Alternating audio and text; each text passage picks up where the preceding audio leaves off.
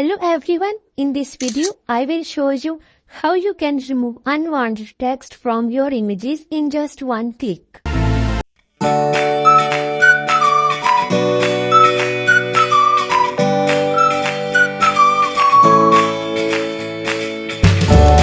Go to canva.com, place your image on your artboard. Now set it as a background. Here at the upper top, you can see the option Edits. Click on it and from here, select Magic Razor tool.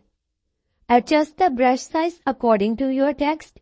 Now select the text you want to remove. After selecting all the text you want to remove from your image, click on the erase. After clicking on it, you can see that all the selected text is removed. Some blemishes or white dots are left. You can again follow the process to remove this remaining text from your images. Yeah, here you go. Your image is ready.